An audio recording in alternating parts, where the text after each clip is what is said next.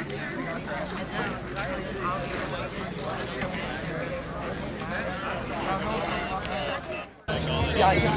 right, Mr. Graduate, so we see you you and your students are working on the car, doing some pre-race specs. Why don't you walk us through that process? Oh, when we got the car here, we noticed that, well, actually, inspection had noticed that there were a couple of things that were out of design compliance.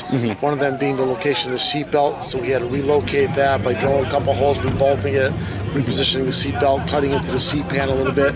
We took care of that. We had to secure the ballast weights for the drivers, because the driver has to weigh at least 180 pounds, and both Tom and Drew, our drivers, were probably 50 pounds shy of that.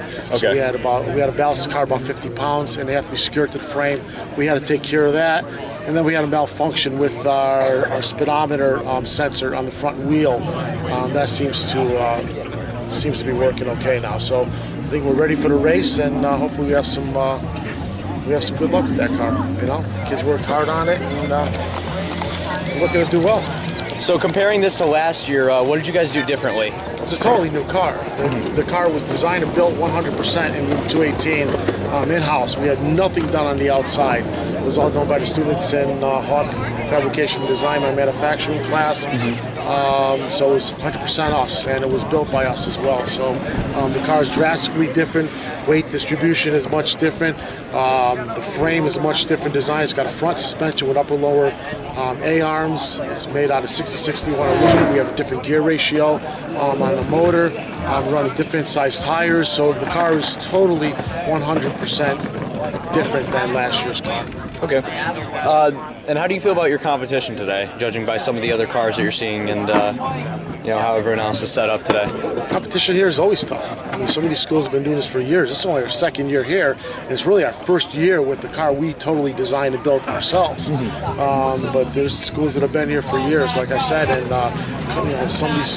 with all these schools, they each have their own niche and they have their own capabilities. I see some cars here that were carbon fiber, some cars that are made with Lexan. So there's all different types of materials out there, and every school has its own capability. So competition has been very, very tough. All right.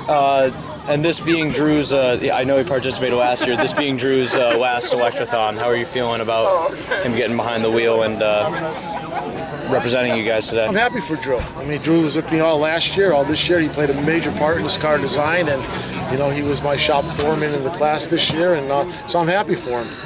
This is a great way to finish his high school career. To end at Electrathon, hopefully he'll come out successful. All right. Thank you very much.